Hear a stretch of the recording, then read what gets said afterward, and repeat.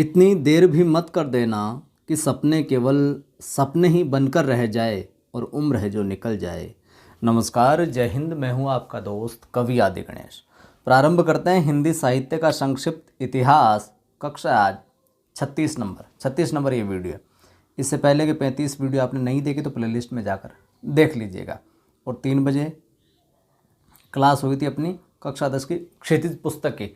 निराला साहब वाला जो अध्याय है 5वां, उनका परिचय हमने बहुत विस्तार से देखा था। वो क्लास भी आपने नहीं देखी तो देख लीजिएगा। और कई साथी बोल रहे हैं 11-12 की किताब पहले करवा दीजिए। तो साथियों, जब तक फर्स्ट ग्रेड की विज्ञप्ति निकलेगी ये 10th वाली पुस्तक अपनी कंप्लीट हो जाएगी लगभग। और फिर 11th है जो इसके बाद में 11th है जो प्रारंभ होने वाली है। तो निश्चिंत रहिए, अच्छे से करवा देंगे 11th और 12th भी। प्रारंभ करते हैं प्रयोगवाद और नई कविता आज। ठीक है, छायावादोत्तर के बाद का जो ये साहित्य चल रहा है अपना, छायावाद के बाद का हिंदी काव्य में प्रयोगवाद का प्रारंभ सन 43 में अज्ञे द्वारा संपादित तार सप्तक के प्रकाशन से माना जाता है। नोट कर लीजिए कि हिंदी काव्य के अंदर प्रयोगवाद का जो आरंभ है श्री गणेश है, वो 1943 में अज्ञे द्वारा संपादित तार सप्तक के प्रकाशन से प्रारंभ होता है, माना जाता है। जो कविताएं नए बोध, संवेदनाओं तथा शिल्पगत चमत्कारों के साथ सामने आई, उन कविताओं के लिए क्या प्रयोगवाद शब्द है जो रूढ़ शब्द हो गया। नई नई चीज़ें आई कविता के अंदर, साहित्य के अंदर, तो वो क्या प्रयोगवाद है जो यह शब्द उनके लिए रूढ़ हो गया।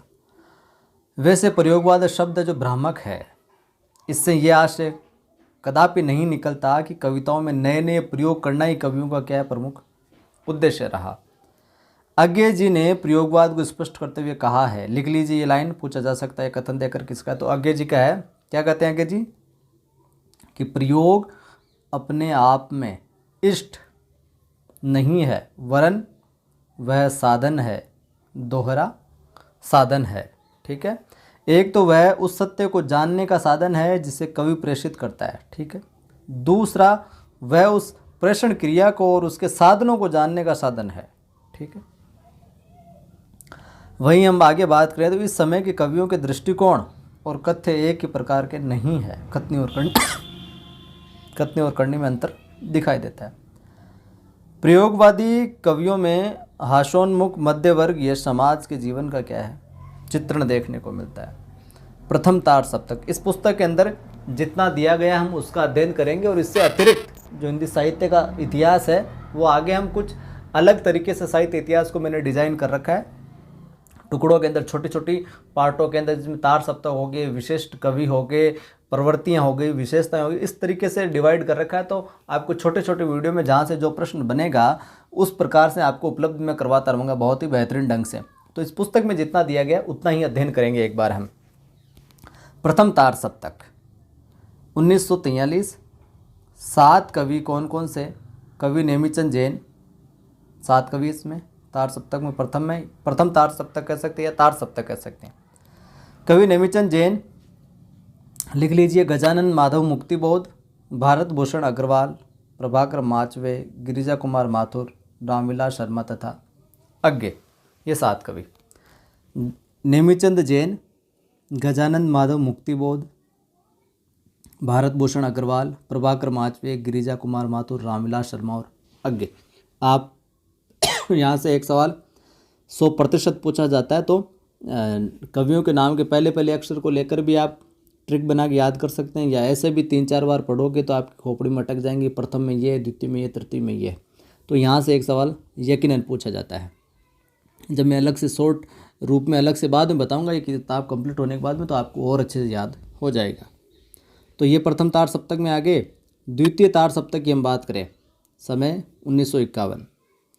वह 7 कवि देखिए, कवि भवानी प्रसाद मिश्र साहब, शकुंतला माथुर, हरिनारायण व्यास, शमशेर बहादुर सिंह, नरेश मेहता, रघुवीर सहाय और धर्मवीर भारती। इससे कई बार पूछा गया सवाल। तो द्वितीय तार सप्तक में कौन कौन है? भवानी शकुंतला और हरिनारायण शमशेर। भवानी शकुंतला, हरिनारायण शमशेर, नरेश रघुवीर धर्म, नरेश रघुवीर धर्मवीर भारती। ठीक है।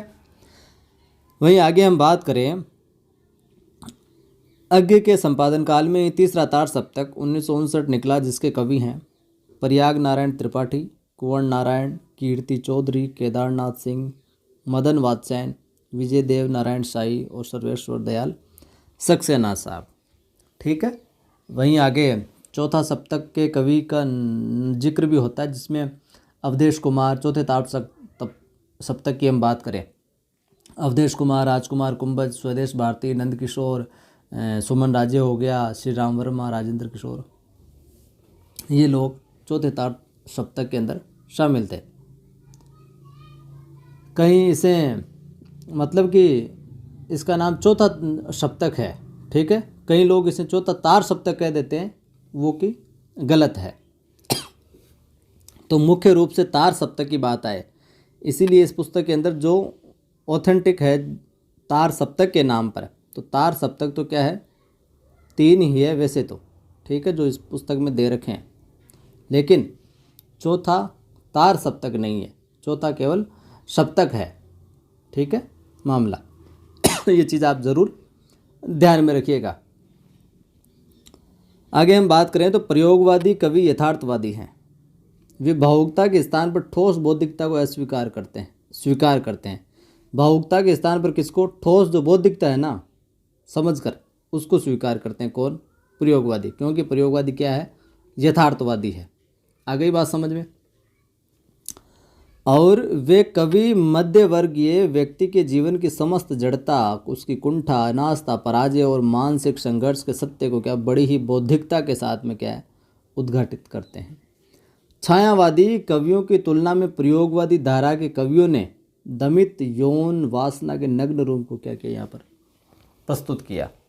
लघु मानव को उसकी समस्त हीनता और महत्ता के संदर्भ में प्रस्तुत करके प्रयोगवादी कविता ने उसके प्रति सहानुभूतिपूर्ण दृष्टि से सोचने के लिए क्या नया रास्ता खोला। नई कविता का जिक्र करते हैं। देखिए नई कविता में क्या है, तो प्रयोगवाद का विकास एक कालांतर में नई कविता के रूप में हुआ। प्रयोगवाद का जैसे विकास हुआ तो आने वाले समय में क्या कहलाई? वो नई कविता कहलाने लगी।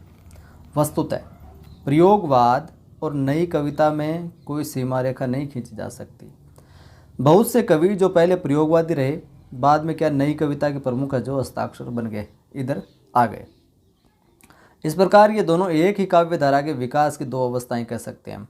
सन 43 से 53 तक की कविताओं में जो नवीन प्रयोग हुए, नई कविता होने का क्या है परिणाम है। 1943 से 53 तक की कविता को प्रयोगवादी एवं, ये नोट कर लीजिए, 43 से 53 तक की कविता को प्रयोगवादी एवं 53 के बाद की कविता क्या नई कविता की संज्ञा जो दी जा सकती है। नई कविता की पहली विशेषता की हम बात करें, जीवन के प्रति उसकी आस्था है। प्रमुख विशेषता क्या है नई कविता की? जीवन के प्रति आस्था है। उसको ध्यान में रखते हुए साहित्य सृजन हुआ। इन कविताओं में आज की जो क्षणवादी और लघु मानवतावादी दृष्टि जीवन मूल्यों के प्रति क्या नकारात्मक नहीं सकारात्मक स्वीकृति है। नई कविता में जीवन को पूर्ण रूप से स्वीकार करके उसे भोगने की लालसा दिखाई देती है। वहीं अनुभूति की सच्चाई नई कविता में दिखाई देती है। समाज की अनुभूति कवि की अनुभूति बनकर ही कविता में व्यक्त हुई है। नई कविता जीवन के एक एक क्षण को सत्य मानती है और उस सत्य को पूरी हार्दिकता और पूरी चेतना से भोगने का समर्थन करती है। इस पुस्तक को आपने ईमानदारी से पढ़ा है, साथ साथ में तो आपकी साहित्य की बेसिक चीज़ें बहुत अच्छी हो गई होगी, साहित्य की रुचि भी हो गई होगी साहित्य के अंदर, और कुछ अच्छा लगने लगा, कुछ समझ में आया होगा कि हाँ हिंदी साहित्य का इतिहास ये है, अगर पहली बार आपने पढ़ा है तो। नई कविता में जीवन मूल्यों की फिर से नए दृष्टिकोण से व्याख्या की गई है। नई कविता में व्यंग्य के रूप में पुराने मूल्यों को अस्वीकार किया गया है। लोक संपृक्ति नई कविता की खास विशेषता है। लोक जुड़ाव, वह सहज लोक जीवन के करीब पहुंचने का क्या करती है?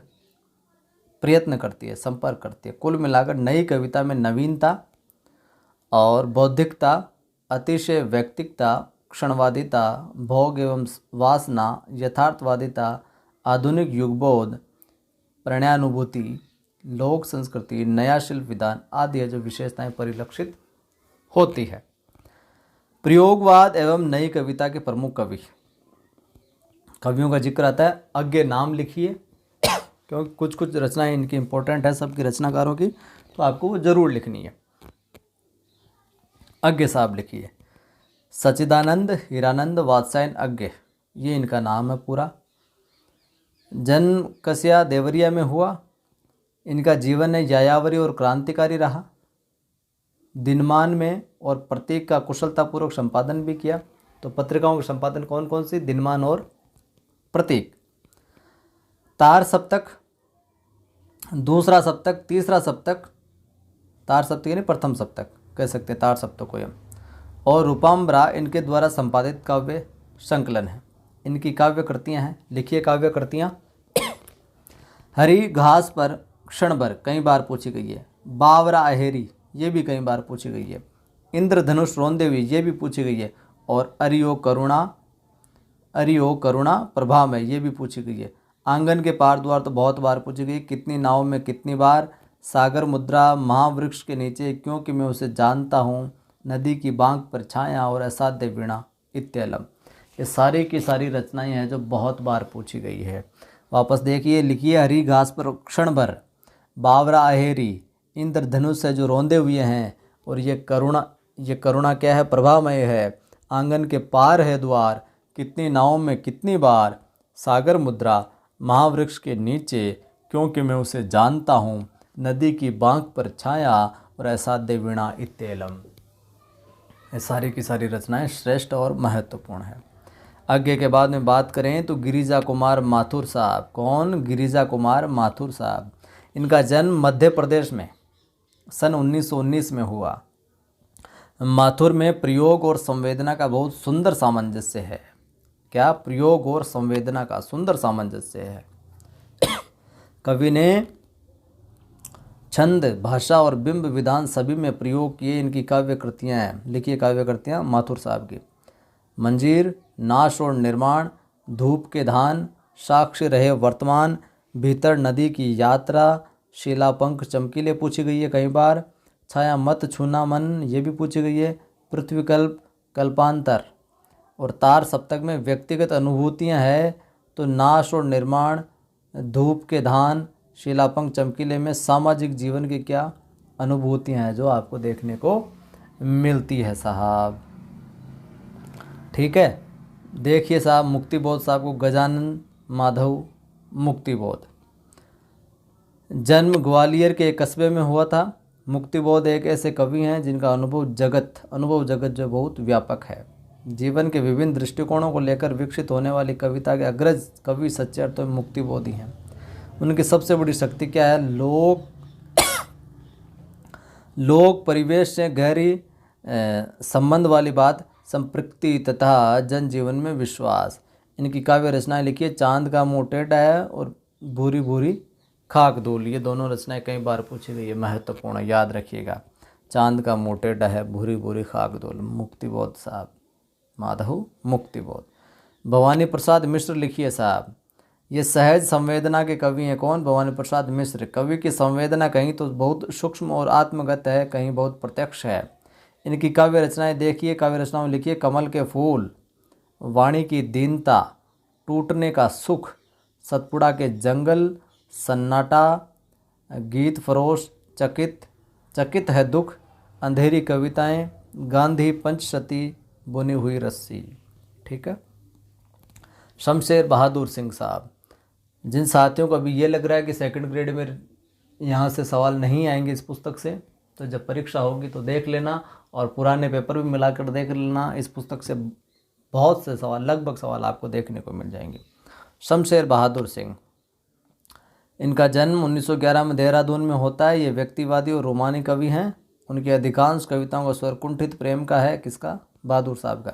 रचनाओं में बात करें तो रचनाओं में देखिए, दूसरा सप्तक में संकलित कविताएं, चुका भी नहीं हूँ मैं, इतने पास अपने, चुका भी नहीं हूँ मैं, और काल तुझसे होड़ है मेरी, बात बोलेगी हम नहीं, उदिता बात बोलेगी हम नहीं, ध्यान रखना। किसके? शमशेर बहादुर सिंह साहब की। धर्मवीर भारती की रचनाओं की हम बात करें, भारती साहब के रचना काल की बात करें तो जन्म 1926 में इलाहाबाद में होता है। ये धर्मयुग के संपादक रहे, धर्म से धर्मयुग। भारती जी में आदिम गंध की तड़प और लोक जीवन की रोमानी छवि की पकड़ है, इसलिए इनकी कविताएं क्या है, गीतात्मक है। रोमानियत मिलती है, एक प्रेम वाला भाव है जो रोमांटिज्म मिलता है इनकी कविताओं में। इनकी कविता में लोक परिवेश की मस्ती और उल्लास के साथ पर उदासी और सुनापन भी अधिक है जो उभरता है। इनकी काव्य कृतियाँ लिखिए, अंधायुग, कनुप्रिया, सात, गीतवर्ष, ठंडा लो और देशांतर, सारी रचनाएं महत्वपूर्ण। अंधायुग जरूर ध्यान रखना। छायावादोत्तर गद्य साहित्य की हम बात करें तो सबसे पहले आती है नाटक विधा। छायावादोत्तर गद्य साहित्य में सबसे पहले आती है नाटक विधा। इस काल में हिंदी नाटक रंगमंच और जीवन के यथार्थ से जुड़कर नई दिशा की ओर उन्मुख हुआ। वह हिंदी नाट्य लेखन का सूत्रपात भारतेंदु पहले ही कर चुके थे, किंतु भारतेंदु के बाद में प्रसाद को दिशा निर्देशक नाटककार स्वीकार किया जाता है। प्रसाद के नाटकों के साथ समस्या ये थी कि वे रंगमंचीय नहीं थे और रोमांटिसिज्म से बाहर निकल नहीं सके थे, केवल उसी में उलझे रहे। वस्तुतः उपेंद्र नाथ अश्क पहले नाटककार है जिन्होंने हिंदी नाटक को रोमांस के कटघरे से निकालकर किसी सीमा तक आधुनिक भावबोध के साथ जोड़ा। लिख लीजिए पंक्ति, पूछा जा सकता है कि उपेंद्र नाथ अश्क की वो पहले नाटककार है जिन्होंने क्या किया, हिंदी नाटक को रोमांस तक की जो सीमित था, रोमांस तक की जो अटका हुआ था नाटक, उसको रोमांस के कटघरे से निकाला और किसी सीमा तक के आधुनिक भावबोध के साथ में जो जोड़ा। यद्यपि उनके जय पराजय पर प्रसाद के रोमांटिसिज्म की छाया है, किंतु छठा बेटा उस प्रभाव से क्या मुक्त है। और अश्क जी के अन्य नाटक हैं, लिखिए उपेंद्र नाथ अश्क साहब के अन्य नाटक कैद, उड़ान, भंवर, अंजो दीदी, अंधगली और पैंतरे, ध्यान में रखिएगा। आगे बात करें तो विष्णु प्रभाकर साहब, जगदीश चंद्र माथुर साहब, धर्मवीर भारती साहब, लक्ष्मी नारायण साहब, मोहन राकेश साहब, ये प्रमुख नाटककार है इस समय के।